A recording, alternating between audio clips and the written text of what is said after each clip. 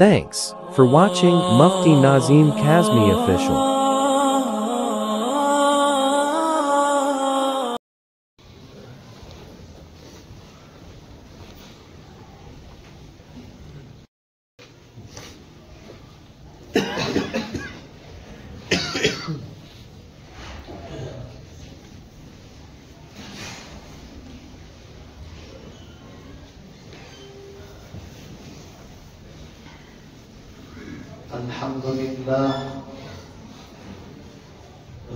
الحمد لله نحمده ونستعينه ونستغفره ونؤمن به ونتوكل عليه ونعوذ بالله من شرور أنفسنا ومن سيئات أعمالنا من يهده الله فلا مضل له ومن يضلله فلا هادي له ونشهد أن سيدنا ومرشدنا ومولانا محمدا عبده ورسوله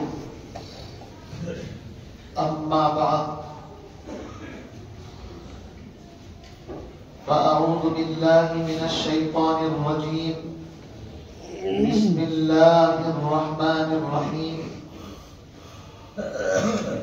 يا أيها الذين آمنوا كتب عليكم الصيام كما كتب على الذين من قبلكم لعلكم تتقون وقال الله تبارك وتعالى ليس البر أن تولوا وجوهكم قبل المشرق والمغرب ولكن البر من آمن بالله واليوم الآخر والملائكة والكتاب والنبيين وآتى المال على حبه ذوي القربى واليتامى والمساكين وابن السبيل والسائلين وفي الرقاب وأقام الصلاة وآتى الزكاة والموفون بعهدهم إذا عاهدوا والصابرين في البأساء والضراء وحين البأس أولئك الذين صدقوا وأولئك هم المتقون وقال الله تبارك وتعالى ومن يتق الله يجعل له مخرجا ويرزقه من حيث لا يحتسب وقال الله تبارك وتعالى ومن يتق الله يجعل له من أمره يسرا آمنت بالله صدق الله العلي العظيم وقال النبي صلى الله تعالى عليه وسلم الصوم لي وأنا أجزي به وفي رواية وأنا أجزى به أو كما قال عليه الصلاة والسلام اللهم صل على محمد وعلى آل محمد كما صليت على إبراهيم وعلى آل إبراهيم إنك حميد مجيد اللهم بارك على محمد وعلى آل محمد كما باركت على إبراهيم وعلى آل إبراهيم إنك حميد مجيد مفتی صاحب اعلان لگا دیجیے پاس کی گاڑی ہٹے گی گلی کی عبد الرحمان صاحب یا رب صل وسلم دائما ابدا على حبيبك خير الخلق كلهم هو الحبيب الذي ترجى شفاعته لكل حول من الأحوال مقتحم يا معلم إبراهيم علمني ويا مفهم سليمان فهمني انتہائی واجب الاحترام بزرگوں دوستوں بھائیوں میں نے آپ حضرات کے سامنے قرآن پاک کی چند آیات مختلف مقامات سے پڑھی قبل اس کے کہ آپ حضرات کے سامنے میں قرآن کی روشنی میں کچھ باتیں عرض کروں عرض یہ کرنا ہے کہ یہاں راستے میں دائیں طرف جن حضرات کی گاڑیاں بائک وغیرہ کھڑی ہوئی ہیں گزارش التماس یہ ہے کہ یہاں سے ان کو ہٹا لیں تاکہ نمازیوں کو کوئی دشواری پریشانی نہ ہو جمعے کا دن ہے، رمضان کا مبارک مہینہ ہے۔ الحمدللہ 3-4 مالے کی آپ کی مسجد ہے، اوپر تک چھت تک نمازی ہو جاتے ہیں۔ عام دنوں میں بھی رہتے ہیں ماشاءاللہ جمعے کے دن تو، اور وہاں پیچھے راستے کے اندر بھی دائیں بائیں بلکہ بعض مکانات تک بھی صفیں بن جاتی ہیں۔ یہ ہمارے اس علاقے پر اللہ کا فضل ہے، اتنی بڑی جگہ اللہ نے آپ کو عطا فرمائی ہے۔ اللہ رب العزت ہمیں اس جگہ کی، اس مسجد کی ایک ایک چیز کی قدردانی کرنے کی سعادت اور توفیق نصیب فرمائے۔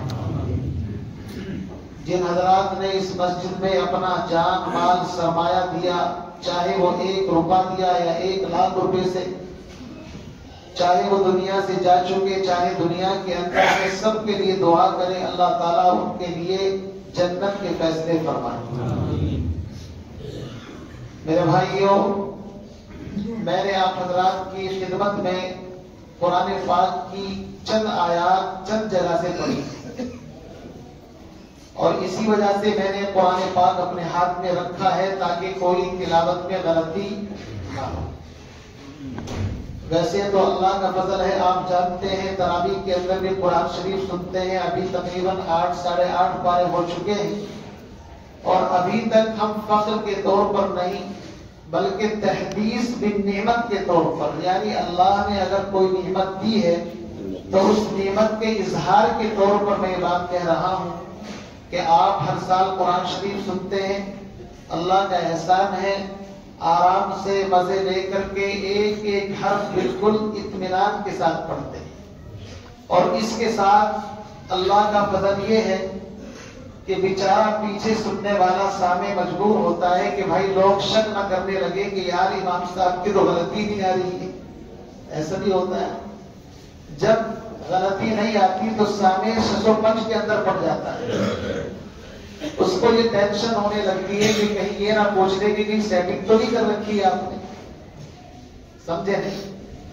لیکن آپ یہاں بھی سن رہے ہیں، 4-5 محراب تو الحمدللہ یہاں ہو گئی، 10-12 سال بمبئی کے اندر سنایا، اس سے پہلے تقریباً 27 یا 28 سال سے اللہ کا فضل ہے مصلی پر قرآن شریف سنانے کا اللہ مجھے شرف عطا کر رہا ہے۔ اور بڑے بڑے حفاظ 10-10 20-20 الحمدللہ پیچھے رہتے ہیں، کبھی کوئی ٹینشن نہیں، کبھی کوئی جھجک نہیں۔ یہ میرے رب کا مجھ پر اتنا بڑا فضل ہے کہ میں اگر ساری زندگی سجدے میں سر رکھ کر کے گزار دوں، خدا کی قسم حق ادا نہیں ہو سکتا۔ یہ میں یہاں آپ کے سامنے بیٹھا ہوں، یہ سب قرآن کی برکت ہے۔ کس کی برکت ہے؟ قرآن کی برکت ہے۔ یہ قرآن ایک ایسی کتاب ہے کہ انسان کو اگر عزت دینے پر آئے تو عزت کے بلند ترین مقام پر پہنچا دیتا ہے، اور یہ قرآن وہ ہے کہ اگر کسی کو ذلیل کرنے پر آئے تو پھر اس کو ذلت کی انتہائی گہرائی کے اندر پہنچا دیتا ہے۔ جو اس قرآن کو سینے سے لگائے گا، اس قرآن کی محبت، اس کی عقیدت اور اس قرآن پاک کا حق ادا کرے گا تو قرآن خود کہتا ہے ان ھذا القرآن یہدی للتی ہی اقوم۔ چنانچہ جس کو بھی کائنات میں عزت ملی ہے وہ قرآن کی برکت سے ملی۔ اور آپ نے دیکھا ہوگا بہت سارے لوگوں کو اللہ ذلیل بھی کر دیتا ہے۔ میں نام لینا مناسب نہیں سمجھتا، لیکن اشاروں میں آپ کو سمجھا دو، ایک بڑے آدمی ہیں جنہوں نے ایک بڑی یونیورسٹی کی بنیاد رکھی، قرآن پاک کی تفسیر لکھنے کا ان کو شوق ہوا، اپنے دماغ سے جو کچھ آیا اناپ شناپ لکھ دیا۔ اللہ نے موت سے پہلے اس بندے کو ایسا ذلیل کیا کہ خود اس کے بیٹے نے اس کو تمانچے مار کر کے گھر سے باہر نکالا، اور آج بھی اس یونیورسٹی سے لوگ پڑھتے ہیں، لیکن قرآن پاک کے ساتھ چھیڑخانی کی، اپنی منمانی اس کے اندر داخل کی۔ موت بھی اس حال کے اندر آئی، کسی دوست کے مکان کے اندر اعلان کیا گیا کہ لوگوں یہ وہ بندہ ہے کہ جس نے فلاں یونیورسٹی کی بنیاد رکھی، لیکن آج کفن کے لیے اس کے پاس پیسے نہیں ہے، چندہ کر کے کفن اس کو دیا۔ یہ کیا ہوا؟ قرآن پاک نے اس کو تحت الثری کے اندر پہنچایا۔ میرے بھائیو، قرآن پاک بڑی چیز ہے، بڑی چیز ہے۔ میں تو خیر اللہ کا شکر ادا کرتا ہوں، ہمارے یہاں کوئی چیمے گوئی نہیں کرتا۔ 1 گھنٹہ 10 منٹ لگتی ہے. کوئی یہ نہیں کہتا کہ مفتی صاحب تھوڑا تیز پڑھ دو, جلدی پڑھ دو. میں بھی دیکھ رہا ہوں کوئی آئے میرے پاس, لیکن اللہ کا کوئی بندہ نہیں آیا. تو میں آپ حضرات کو مبارکباد دیتا ہوں. قرآن پاک سے ایسا ہی عشق ہونا چاہیے. قرآن پاک جلدی پڑھنا یا تعلمون پڑھنا کوئی کمال نہیں ہے کہ بس اللہ اکبر یا تعلمون سمجھ میں آتا ہے اور تعلمون بیچ میں کچھ سمجھ میں نہیں آتا.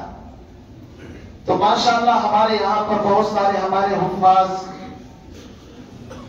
قرآن پاک اپنے اپنے مقامات پر سنا رہے ہیں. مؤذن صاحب اوپر چھت پر سنا رہے ہیں, اور اسی طریقے سے حافظ مرغوب صاحب ہیں, ماشاءاللہ ہمارے حافظ صاحب ہیں. یہ تمام کے تمام قرآن پاک کو میری یہی ان سے درخواست ہے کہ جب بھی سنائے ٹھہر ٹھہر کر کے آرام کے ساتھ سنائیں, پھر دیکھنا انشاءاللہ اس کی برکتیں زندگی کے اندر کیسے آئیں گی. بہرحال بات موضوع سے ہٹ جائے گی, وقت بہت کم رہتا ہے, مجھے اپنی بات کو شروع کرنا ہے. قرآن پاک کی جو آیت میں نے پڑھی ہے اس میں اللہ ارشاد فرماتے ہیں یا ایھا الذین آمنوا, اے ایمان والو تم پر روزے فرض کیے گئے کما کتب علی الذین من قبلکم, جیسا کہ تم سے پہلی امتوں پر بھی روزے فرض کیے گئے تھے. اب سوال پیدا ہوتا ہے کہ یا اللہ صبح سے لے کر شام تک کی جو مشقت تکلیف آپ نے ہم کو دی ہے, کھانا بھی نہیں, کھانا موجود ہے لیکن کھا نہیں سکتے, فریج کے اندر اچھی اچھی چیزیں موجود ہیں لیکن پی نہیں سکتے, ساری جائز چیزوں کو آپ نے منع کر دیا. اس کا ریزن بھی تو کچھ ہونا چاہیے, اس کی لوجک بھی تو کچھ ہونی چاہیے. اللہ نے فرمایا ایک ہی مقصد ہے لعلکم تتقون, میں تمہیں متقی اور پرہیزگار بنانا چاہتا ہوں. کیا مقصد ہے روزے کا بھائی؟ بول دو. متقی اور پرہیزگار بننا, اس لیے کہ اللہ نے جتنے بھی وعدے فرمائے ہیں وہ ایمان کے ساتھ ساتھ تقوی کے اوپر فرمائے ہیں. کائے کے اوپر فرمائے ہیں؟ تقوی کے اوپر.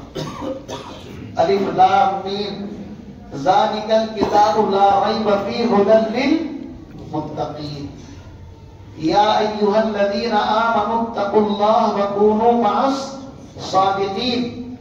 پہلے تقوی کا لفظ فرمایا اتقوا اللہ وکونوا مع الصادقین.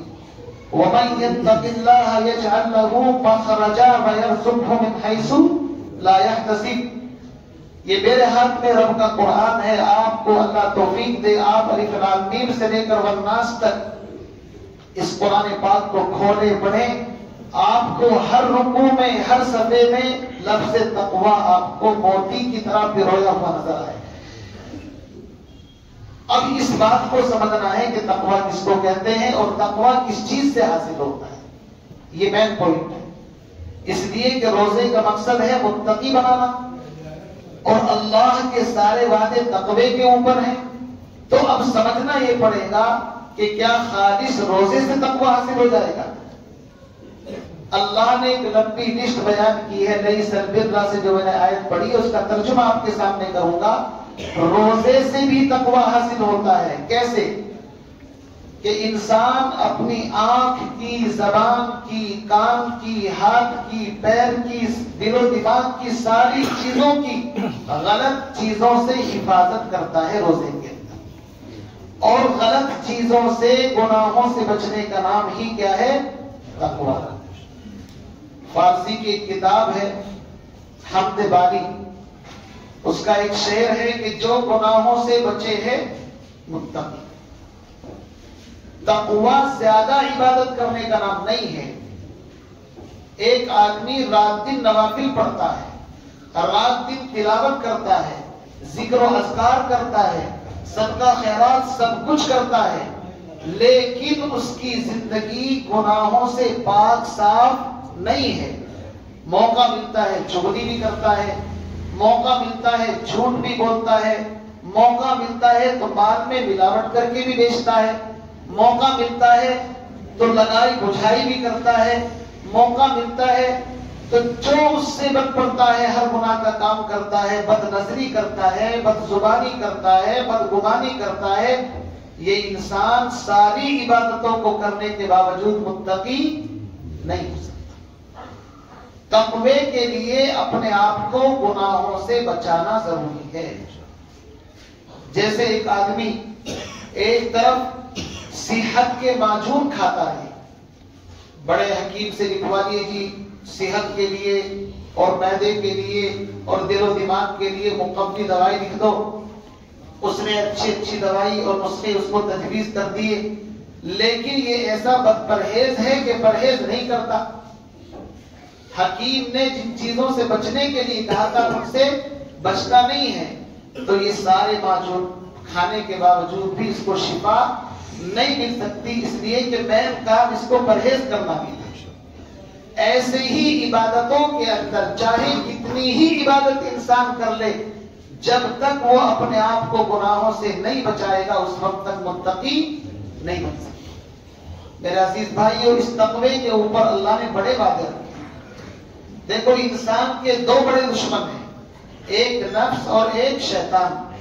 رمضان المبارک کے مقدس مہینے میں اللہ نے فضل فرمایا، شیطان کو تو قید کر دیا، بیڑیاں پہنا کر کے اس کو کہ میرے بندوں کو کہیں بہکائے رہے۔ اگر باپ شفیق ہوتا ہے اور اس کی کسی سے دشمنی ہو تو باپ ہر ممکن کوشش کرتا ہے کہ دشمن میرے بیٹے تک نہ پہنچ سکے، چاہے میں اپنی جان کی بازی لگا دوں لیکن میرے بیٹے کو کچھ نہیں ہونا چاہیے۔ اللہ رب العزت اپنے بندوں پر 70 ماہوں سے زیادہ مہربان ہے۔ فرمایا بڑی شرم کی بات ہے، 11 مہینے تو چلو گناہ کر ہی لیا، رمضان میں شراب پیے، رمضان میں زنا کرے، رمضان کے اندر چغلی کرے، رمضان کے اندر یہ علی الاعلام کھاتا پیتا پھرے، شرم غیرت کا مقام ہے۔ اللہ نے فرمایا یہ شیطان ایسے ایسے کام کروائے گا، اس لیے میں اس کو پہلے ہی گرفتار کر لیتا ہوں تاکہ میرے بندوں کے اوپر یہ اٹیک نہ کر سکے۔ جیسے ہی رمضان کا چاند نظر آتا ہے اللہ سرکش شیاطین کو قید کر دیتا ہے۔ تو ایک دشمن جو باہر سے حملہ کرتا ہے اللہ نے اس سے ہماری اپنے آپ حفاظت فرما دی، اس کو تو بند کر دیا۔ لیکن انسان کا ایک بڑا دشمن نفس بھی ہے، بلکہ اگر یوں کہا جائے شیطان سے بھی بڑا دشمن نفس ہے۔ کیوں؟ شیطان تو باہر سے حملہ کرتا ہے، اور شیطان کو شیطان بنایا کس نے؟ یہ سوچو آپ بھائی، شیطان کو شیطان کس نے بنایا؟ نفس نے بنایا۔ اللہ رب العزت نے جب کہا تھا وَإِذْ قُلْنَا لِلْمَلَائِكَةِ اسْجُدُوا لِآدَمَ فَسَجَدُوا إِلَّا إِبْلِيسَ، اللہ نے کہا آدم کو سجدہ کرو، سب کے سب سجدے میں چلے گئے، لیکن ابلیس نے سجدہ نہیں کیا۔ ابا واستکبر، اس نے تکبر کیا، انکار کیا، اور دلیل تھی۔ اللہ نے جب پوچھا ما منعک الا تسجد، سجدہ کیوں نہیں کیا بھائی؟ کہنے لگا انا خیر من، یہ نفس کہہ رہا ہے میں اس سے بڑا ہوں، چھوٹا نہیں ہوں، میں اس سے افضل ہوں، اس لیے کہ آدم کو مٹی سے پیدا کیا، مجھے آگ سے پیدا کیا۔ مٹی زمین کے اندر نیچے رہتی ہے پیروں کے، اور آگ کی خاصیت اوپر کی طرف جانا ہے، لہذا دلیل بھی خود گھڑ لی، انا خیر من، میں آدم سے افضل ہوں۔ اب کیا اللہ رب العزت اس کا جواب دے سکتے ہیں؟ نہیں دے سکتے، بتاؤ۔ اللہ تو ہر چیز کا جواب دے سکتے ہیں، قادر ہیں، لیکن یہاں سے ایک نقطہ سمجھو، جب بات حد سے زیادہ خراب اور غلط ہوتی ہے تو پھر اس کا جواب نہیں دیا جاتا۔ بات اس نے احمقانہ کی، اللہ نے اس سے یہ نہیں کہا تھا کون افضل کون مفضول، اللہ کا حکم ہے، اور اللہ کا حکم ماننے کا نام ہی اللہ کی اطاعت اور فرمانبرداری کہلاتا ہے۔ اللہ یہ کہہ دے کہ ساری دنیا کے انسان بیت المقدس کی طرف منہ کر کے نماز پڑھے تو یہی دین ہے۔ اللہ یہ کہہ دے اب بیت المقدس قبلہ نہیں رہا، اب خانہ کعبہ کی طرف کو منہ کر کے نماز پڑھنی ہے، تو پیغمبر علیہ السلام پر قرآن نازل ہوا، قد نرا تقلب وجهك في السماء، محبوب آپ محبت میں آسمان کی طرف وحی کے انتظار میں نگاہیں اٹھاتے ہیں کہ کب قبلے کی تبدیلی کا حکم ہو۔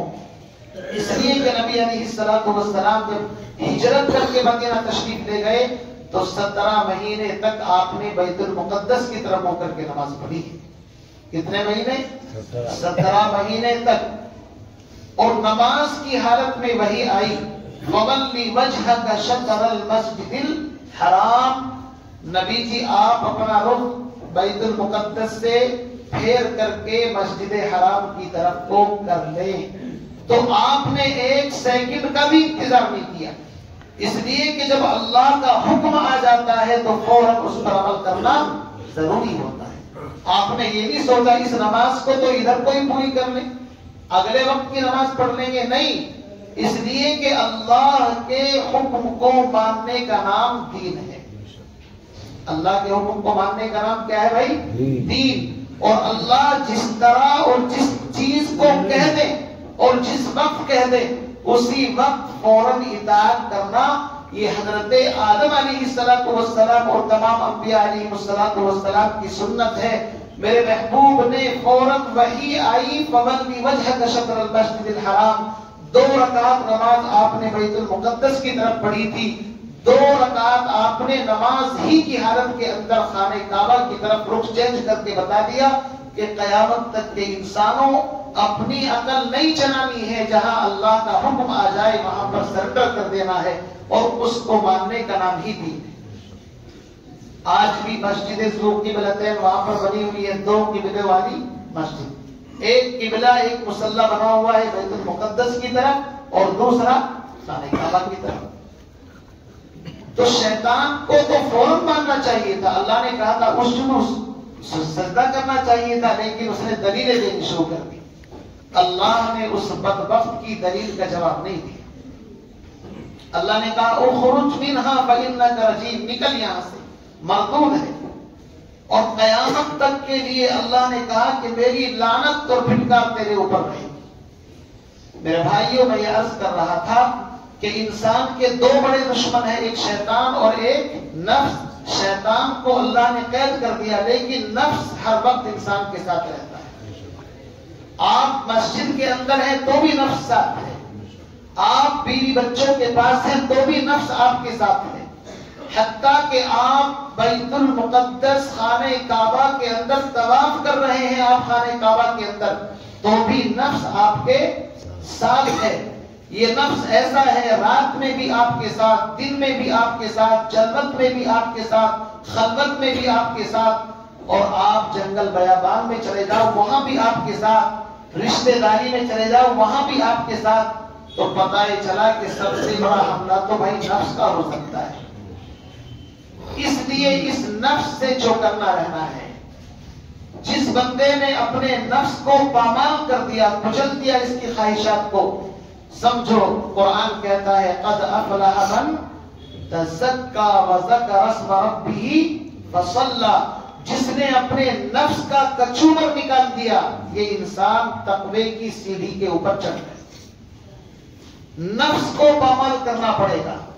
مٹا دے اپنی ہستی کو، اگر کچھ مرتبہ چاہے مٹا دے اپنی ہستی کو، اگر کچھ مرتبہ چاہے کہ دانہ خاک میں مل کر گل و گلزار ہوتا ہے. جس طرح ایک دانہ جب تک وہ کوٹھی کے اندر بند ہے، ٹنکی میں بند ہے، آپ اس کے اوپر بال نہیں اگا سکتے.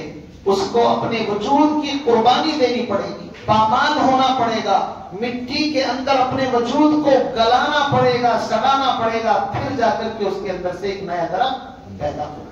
پھر اس کے اوپر ہزاروں دانے لگتے ہیں. یہی ہے تقوی کا مطلب. اگر ہم ایئر کنڈیشن کمروں کے اندر بیٹھے رہیں اور صبح شام تک کھاتے پیتے رہیں، عیش و مستی کرتے رہیں، تو پھر نفس کچلتا نہیں بلکہ نفس تو ببر شیر کی طرح ہو جاتا ہے. یہ صبح سے شام تک اللہ نے ایک پابندی لگائی ہے. امیر ہو، غریب ہو، کالا ہو، گورا ہو، شہر کا ہو، عربی ہو، اجمی ہو، میرے بندوں طلوع آفتاب بلکہ صبح صادق سے لے کر کے غروب آفتاب تک کھانے سے، پینے سے، بیوی بچوں سے، یعنی وہ ہر جائز طریقہ جو آپ بغیر روزے کے کر سکتے ہیں، اللہ نے پابندی لگا دی کہ آپ اس کے قریب نہیں جائیں گے. اور جب انسان 1 مہینے کا کورس کر لیتا ہے نا، پھر اللہ اس کو تقوی کا سرٹیفکیٹ عطا فرما دیتا ہے. اب تم متقی ہو گئے، اب ہمیں تم پر ناز ہے کہ اگر ہم یوں کہیں گے کہ یہ کام نہیں کرنا تو تم گناہوں سے روکنے کی عادت تمہارے اندر پیدا ہو گئی۔ تو میرے بھائیو، تقوی بڑی چیز ہے، گناہوں سے بچنا، اس نفس کو انسان کو پامال کرنا پڑتا ہے۔ ایک شاعر کہتا ہے، بلکہ مولوی اسماعیل نے شاید اپنی کوئی سی کتاب میں لکھا ہے، مولوی اسماعیل ہے نا میرے ٹیروں نے، پہلی دوسری تیسری یہ 4-5 کتابیں بچوں کو پڑھائی جاتی ہے نصاب کے اندر، بڑی کام کی باتیں بھی اس کے اندر آ جاتی ہیں۔ کتابیں چھوٹی ہیں لیکن بہت سی کام کی باتیں چھوٹی کتابوں میں بھی لکھی ہوئی ہیں۔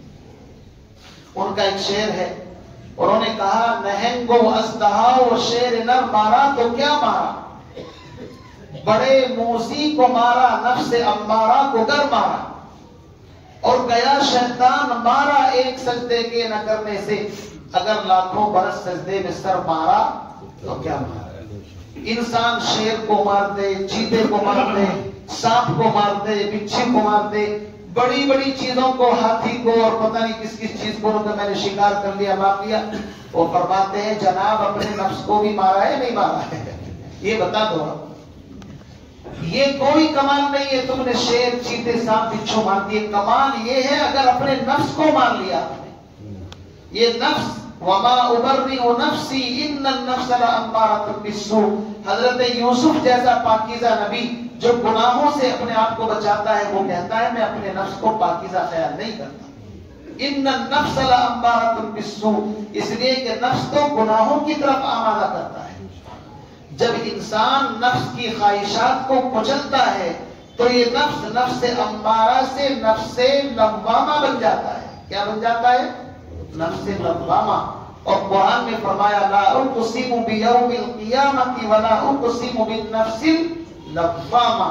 نفس امارہ تو اس کو کہتے ہیں جو ہمیشہ برائی کی طرف انسان کو لے کر کے چلے، اور نفس لوامہ اس کو کہتے ہیں جو کبھی برائی کے راستے پر ڈال دے، کبھی بھلائی کے راستے پر ڈال دے، یعنی درمیان میں آ جاتا ہے۔ لیکن جو صوفیاں ہیں، اللہ والے ہیں، اور جو اللہ کا ڈر خوف اپنے اندر رکھتے ہیں، وہ اتنی محنت کرتے ہیں نفس کے اوپر، اپنے نفس کے خلاف چلتے ہیں، اپنے نفس کو سزائیں تک دیتے ہیں۔ ایک بزرگ اللہ والے کو میں نے دیکھا اپنی آنکھوں سے، دوپہر کے وقت میں قیلولہ کر کے میں اٹھا تو وہ اپنے پیر کی جوتی لے کر کے 4-5 اپنے سر کے اندر ماری ہوئے۔ یہ میں اپنی آنکھوں سے دیکھا واقعہ بیان کر رہا ہوں۔ حضرت مفتی محمود الحسن صاحب گنگوہی ان کے خلیفہ کی بات کر رہا ہوں۔ میں اٹھا، میں حیرت میں ہو گیا، بھئی ان کو کیا ہو گیا، اللہ رحم کرے۔ پھر میں نے سوچا کہ ہو سکتا ہے نفس نے کوئی شرارت کی ہو۔ نفس نے کیا ہو؟ نفس نے کوئی شرارت کی ہو۔ فوراً کوئی دیکھنے والا نہیں تھا وہاں پر، ان کو نہیں پتا تھا میں دیکھ رہا ہوں۔ میں تو اچانک نکلا اپنے کمرے سے باہر، دکھا کر کے عبادت کرنا کوئی کمال نہیں ہے۔ انسان کو اپنی نیکیوں کو چھپانا چاہیے، پردہ ڈالنا چاہیے۔ تو میں قائل ہو گیا کہ بھئی واقعی اللہ والا ہے۔ بہرحال پوچھنے کی ہمت تو میری ان سے آج تک نہیں، ان کا انتقال بھی ہو گیا، اب تو اللہ تعالیٰ ان کو غنی کی رحمت فرمائے۔ لیکن اندازہ یہی ہے کہ شاید نفس نے کچھ شرارت کی ہوگی تو فوراً نقد سزا اپنے نفس کو دی۔ میرے بھائیوں، اسی سے انسان کے اندر پرہیزگاری اور تقوی حاصل ہوتا ہے۔ ہم سزا نہیں دیتے، اگر گناہ ہو جائے تو فوراً سزا دو، 10-20 رکعت جرمانہ ڈال دو کہ جب تک 20 رکعت نہیں پڑھے گا اب تب تک تیرا چھٹکارا نہیں ہے۔ دیکھتے ہیں پھر کیسے گناہ ہوتا ہے۔ بد نظری ہو جائے کہ جب تک اب 5 باروں کی تلاوت قرآن میں دیکھ کر کے نہیں کرے گا اس وقت تک تجھے مسجد سے باہر قدم نہیں نکالنا ہے۔ اس طرح کی سزائیں دو۔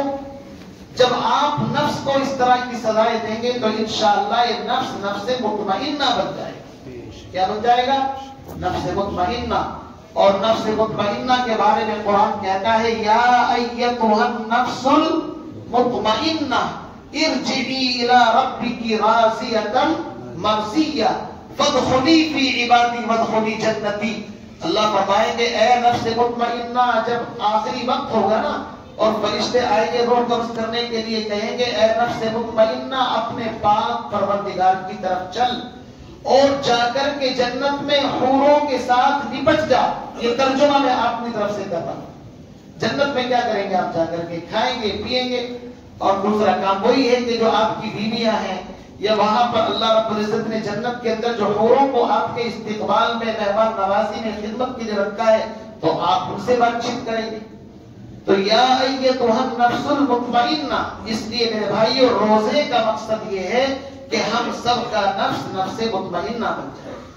روزے کا مقصد تکلیف ڈال کر کے نفس کے اوپر یہ ہے کہ اس تکلیف کی برکت سے ہمارے اندر تقویٰ اور پرہیزگاری پیدا ہو جائے. یہ تو ایک ہی بات پر پورا بیان ختم ہو گیا، وقت بھی ہو گیا ہے. جو میں نے لیس البر سے آیت پڑھی تھی اس کا جوڑ اسی کے ساتھ ہے. اخیر میں وہاں آپ دیکھیں گے لعلکم تتقون لکھا ہوا ہے. بہت ساری چیزیں اللہ نے بیان کی ہیں اور بیان کرنے کے بعد فرمایا ہے کہ ان ساری چیزوں سے تمہارے اندر تقویٰ پیدا حاصل ہوگا. اس لیے میرے بھائیوں زندگی رہی تو انشاءاللہ اس گفتگو کو آگے بڑھا لیں گے. پھر آپ حضرات سے التماس اور گزارش ہے کہ روزوں کو صحیح طریقے سے رکھیں، تراویح کو مکمل طریقے سے سنیں اور اللہ کا شکر ادا کرتے رہیں. آپ حضرات کی یہ وسیع مسجد ہے، اس کے بہت سارے اخراجات بھی ہوتے ہیں، لائٹ کا ہے اور اسی طریقے سے صفحے آئی ہیں اور یہاں پر جو عملہ ہے ان کو آپ حضرات وظیفہ بھی دیتے ہیں اور بھی بہت سارے اخراجات ہوتے ہیں، اس لیے بیلنس اور پیسے کی ضرورت پڑتی ہے. تو آپ حضرات سے التماس ہے، گزارش ہے کہ کھڑے ہو کر کے